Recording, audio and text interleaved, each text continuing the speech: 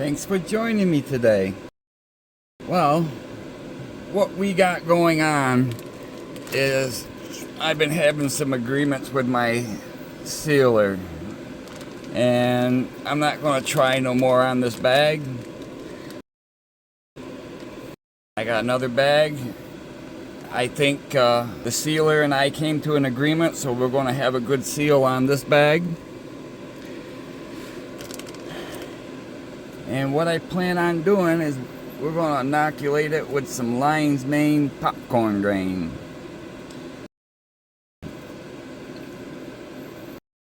This has been a break and shake already. You can kind of tell.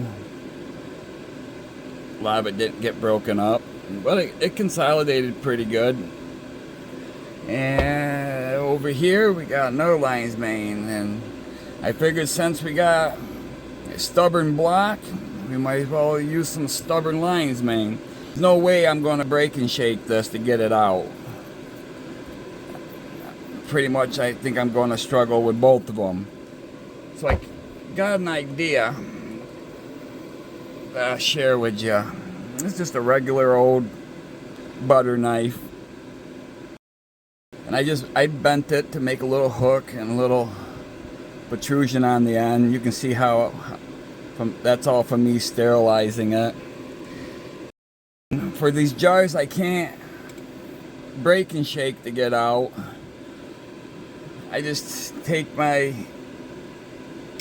knife, fish it down the side, work it around the bottom, and then break it up, and then I use the hook to pull things out. Like I'll pull it out like that.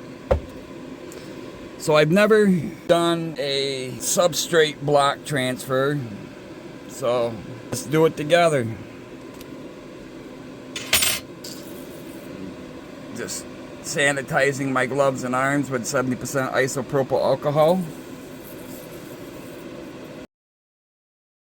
I've already wiped down my bag. I sprayed my jars, and so they're all clean as I can get them.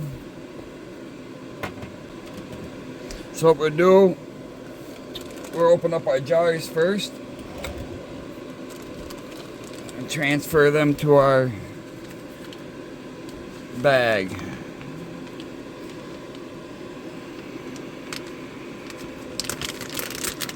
So what I think I'm going to do, I'm going to peel back the bag a little bit.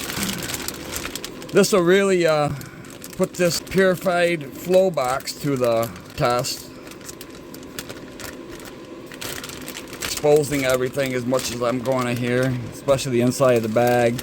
I could have just dumped it in the bag. I could have mixed everything in the previous bag before transferring, but we're here now and we're gonna go with it. We'll try this route.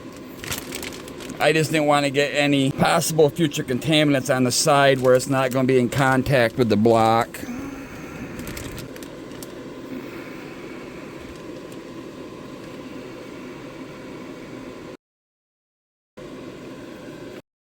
If you look, and you'll see if I tilt it, we got some moisture in here. I'm not sure if it's metabolites. Usually if it's metabolites, it's a little bit darker, so I think it's just condensating. But what I'm going to try not to do is add that to our substrate. So I may try to cut just above it to leave that liquid down at the bottom and not transfer it over. Let's wipe down our knife. We'll sanitize that. Put a little heat in the handle, especially where I'm going to be touching it. It'll give me an idea how hot it's going to be down here when we get ready to use it.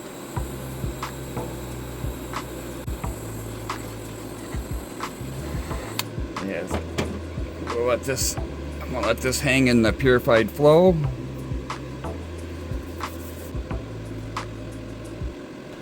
Another thing I'm going to try not to put in is any of these agar pieces.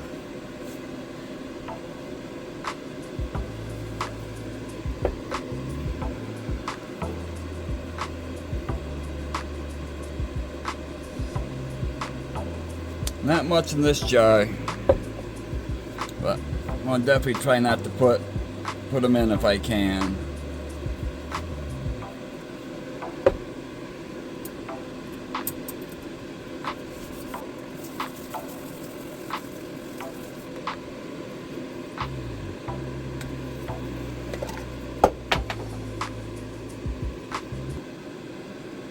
Really strong looking spawn.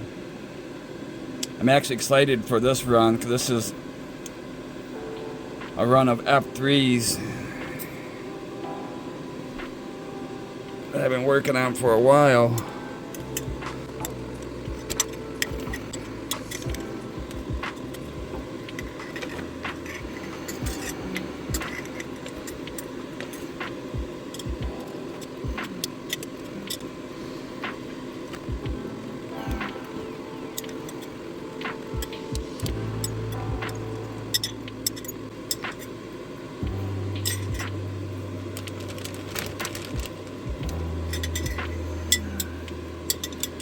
Oh, it's not really looking that bad.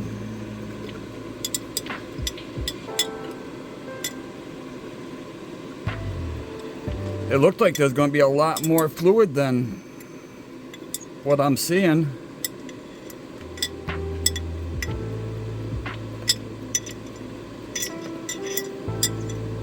So I'm just going to leave out those chunks of agar.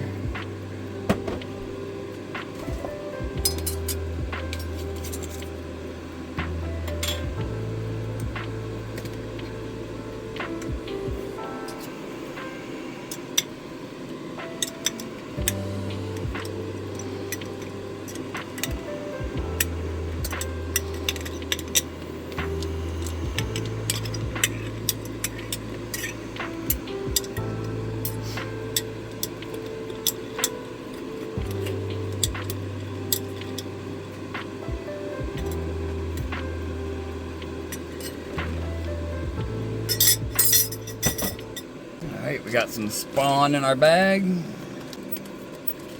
Add our substrate. We do a little bit at a time.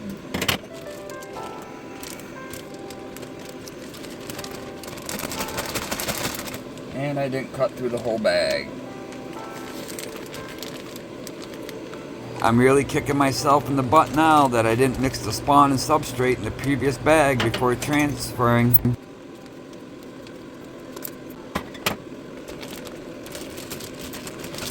I guess we're going to put the whole thing in.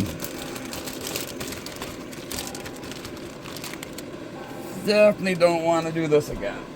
This is where the gears started turning. It'd be nice to have another work area with a separate flow box just for this work that doesn't require the sterility that I need out of this work area. Let's see how far we can push it. Let's put our arms right down in it.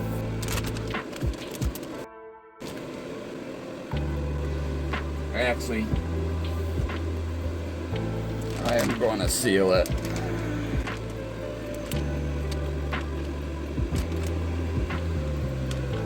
Well, line up my gussets.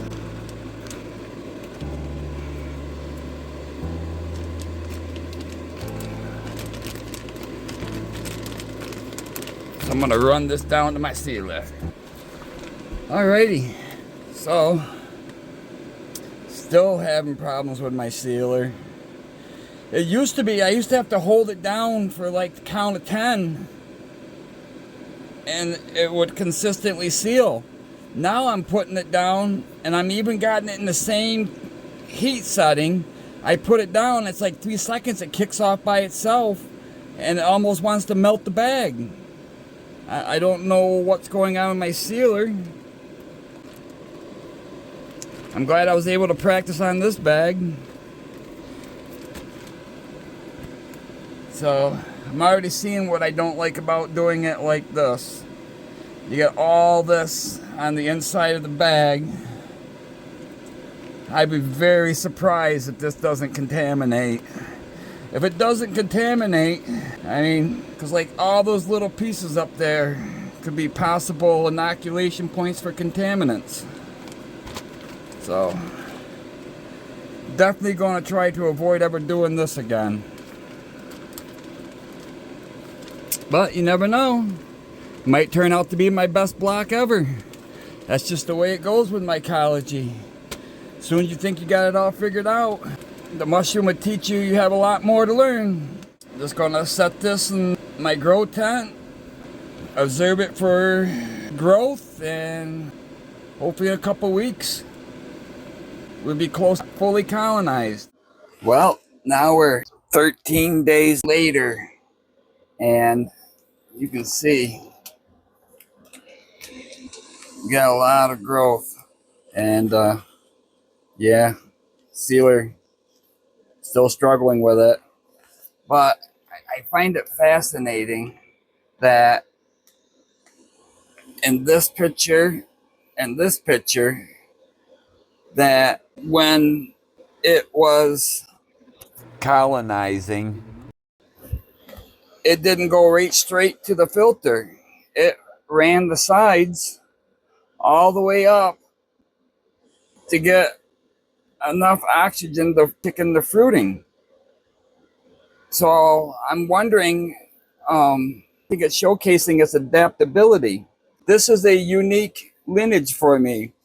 This mycelium is from the third clone of the original mother culture. Initially, I conducted an experiment by fruiting the culture in both high CO2 and low CO2 environments to determine which condition yields the best result for the pheno expression I'm looking for. After several harvests and culinary trials, I discovered that the high CO2 environment produced a denser and more desirable morphology for my cooking and extraction methods.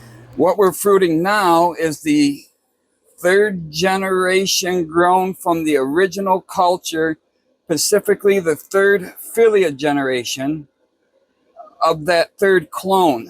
This means that after each fruiting cycle in a high CO2 environment, I collected spores and grew them again under the same conditions while increasing the CO2 levels more each following spore germination through harvest. And I repeated this to select for traits and phenotypical expressions that favored a high CO2 environment. So today, we'll see how this latest generation performs. The previous lion's mane was my C1 F3, and this one here is my C3 F3. And we're going to do this in a different environment, and I'm going to go old school. Back when I first started growing this culture, really doing much but letting the lion's mane do its work. I was really surprised that it didn't contaminate. And I'm wondering maybe it's what induced the mycelium to go up to less oxygen comparing to going to the path of least resistant like it's going on the filter right now. And I've seen this kind of behavior in some of my petri dishes experimenting with antifungals. They'll sometimes grow up to the treated area of the plate and they will stall out that line. Either they'll produce a shoot off the side or they'll backfill the dish until that's completely colonized and push into the treated areas. It's almost like avoidance behavior. Like maybe since this has been grown so many times in a high CO2 environment, the filter was just too much air. So it chose what worked best for the lion's mane. What I'm planning to do, I haven't done this before, so I'm going to use some saran wrap. Instead of trying to dig all this all out and everything, we're going to take the bag, cut it right there, right straight across, and then we're going to wrap it in the saran wrap. After this is cut off and wrapped, we just put it in the fruiting conditions by just slicing through both plastics. So we're going to really have to clean this all off. I'm going to get inside the gussets really good, especially down in here where we're going to fold it, because anything that's trapped in there right now could lead to potential contaminants. So we're not going to take the chance. And I think this block is going to be a performer, just like its clone 1 version of itself. Let's clean this all up and get it ready to see if we can advance the next paleo generation.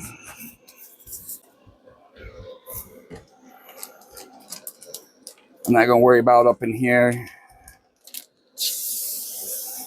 I don't really want to lift up the mycelium off the block too much. I don't want, the more I disturb it, the more it's going to have to work to recolonize. You spray the bottom, we'll spray it. Alrighty. I'm even going to dampen a piece of paper towel. Sometimes that physical contact can pick up things that the spraying alone can't. Just gotta make sure it's really clean because we're gonna wrap it.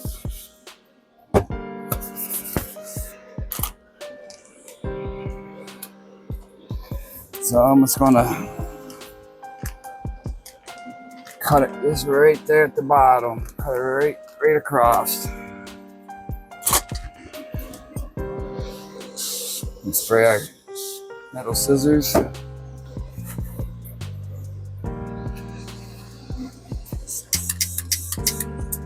We want to heat them up, evaporate that alcohol, and give us a nice pair of sanitized scissors.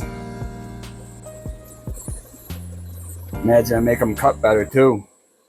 Wouldn't that be something that cutting it could kind of seal it back together? All right, let's see what we can do here.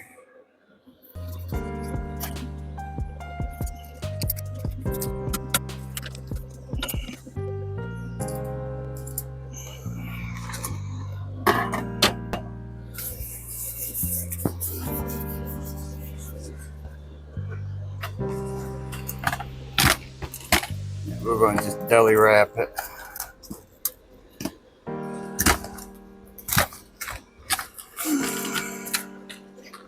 And get it out of the package.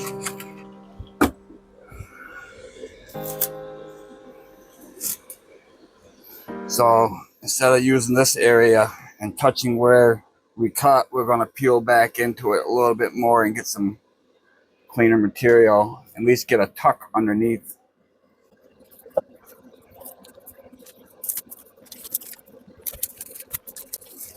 Once we get it to overlap, get that really tight.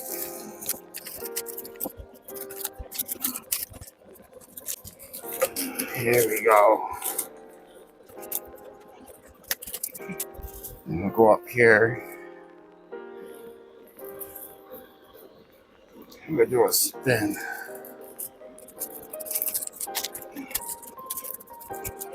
There's our sides.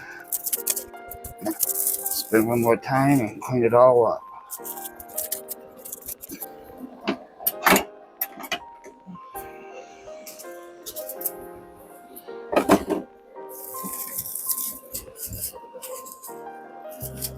So there's our block. Our flap is right here, so let's mark that.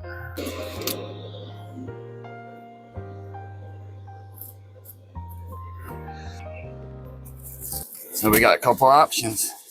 We can see if we can get it to colonize a little bit more, but we took the oxygen source away. So there's no oxygen. So I think because there's no oxygen availability now, and it's colonized pretty good for a lion's mane. I mean, we'll just put it right in the fruiting conditions. So we'll do that right now, and we'll pick the other side.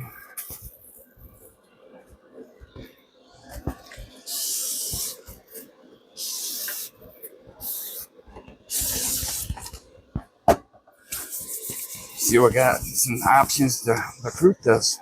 I actually had this tool out because I was planning on scraping out all that mycelium. I'm like, let's try the saran wrap.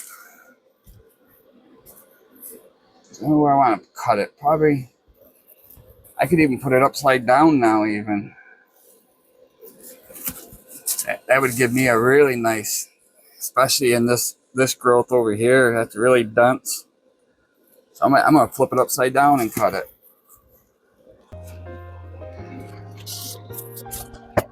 So let's get a couple.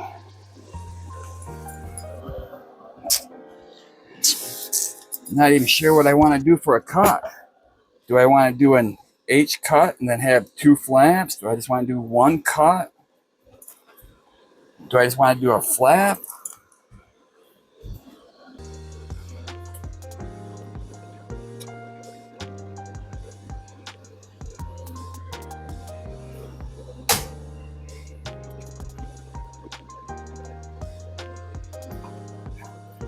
All right, so let's just cut right.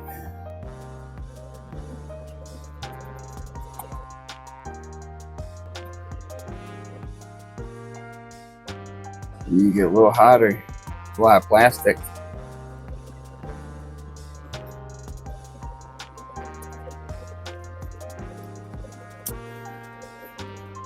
Yes, we got one flap there.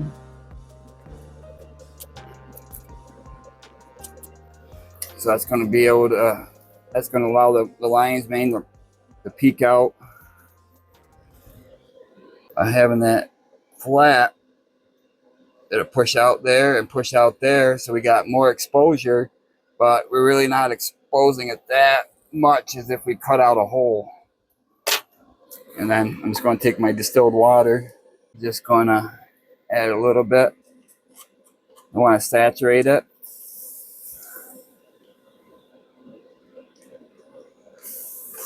Just a little mist. I got lion's mane there. Next, let's add her to our grow tent. We're going to set up our grow chamber. This is just a 18-gallon tub, 70% isopropyl alcohol. Just going to saturate everything. Make sure you're in a well-ventilated area for this. What we're going to use to enclose it to keep the humidity in is, this was a screen protector for a TV. Going to open it up, spray on the inside, and spray this all down and let these dry. There's the interior. It won't take long for this to dry. I'm in a well-ventilated area. While this is drying, we'll head upstairs with the lion's mane. The tub we just sanitized earlier, I got a 4-inch platform in it to lift the lion's mane off. We got our top to hold in the humidity. So, and I already sprayed this again. So we're going to try fruiting it down here, lower in the tent, where it's a little bit cooler. If it doesn't take right off, then we can move it up here. We got a little bit more room. Up here, we're going to run 74.6, but we're going to lower that down. And we'll also use my outside temp, because we will run another probe. So I'm going to have 3 sensors on this to understand more of these dynamics and adaptabilities of the lion's mane. I'm going to run my AC Infinity controller 69 Pro temperature sensor. I got my vision temperature sensor up there. And this is a Smart Life sensor. And what I'm going to do is I'm going to add this because this will also tell me humidity and temperature differential. So I'm just going to twist this around and then we'll hang this inside the tub.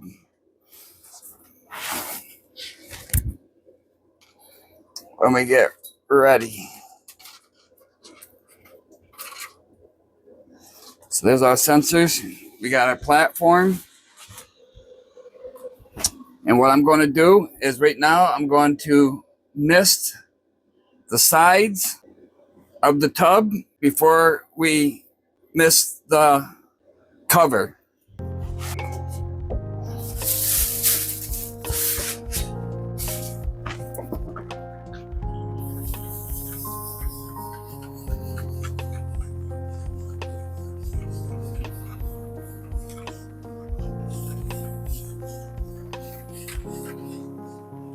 Give it, since we just cut the bag, we're going to really give it some humidity to kick it off. And we're set our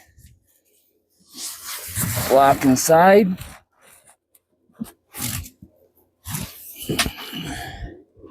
Now we got the block inside.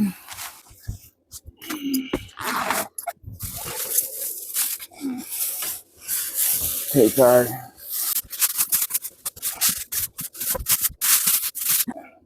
and right there where that piece of tape is where we're going to run our sensors.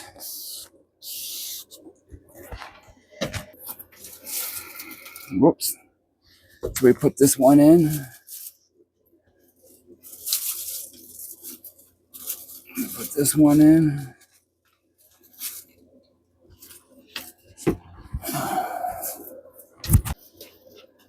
Trying to figure out where I want to put it right now. I don't want it over top of the block.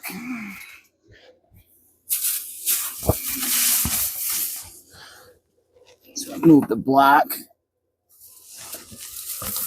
That's all right. I had the block upside down. So then I got a clip. And all I do is grab the excess around the tub, gather it up into a ball. Actually, we gotta spin this. And I just grab it up in the ball, twist it, and clamp it.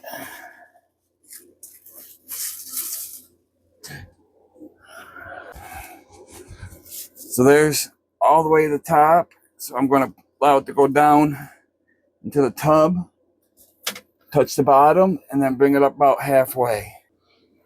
And then we'll take our other probe for another comparison. Let it touch the bottom, and I'll bring it up to the same amount. So now I'll have a readout that's this right here, and you can see how I have the different settings for different grow environments. And the lion's mane that I showed before is my C1, and this is my C3F3. And you can see the differences there. And then I got like my downstairs tent too. But having this type of information, you can really dial into what you're doing. And when you get into like experiments with the genetics, and the more points of information that you can cross-reference, the more consistency that you can dial into grow areas, especially when you're doing experiments that need a consistency throughout and not have too much of variable gaps in the experiment that could lead to alterations and not having a consistent grow environment. So, got the app running, got this running, and we'll see how it does in a week or so. But I'm pretty sure it's going to pin. All I'm going to do is when I see the relative humidity drop, I'll just come in and mist the inside of the container without disturbing the top because I want to keep it in a high CO2 environment. We'll see how it's going to go, and I'll update you all then.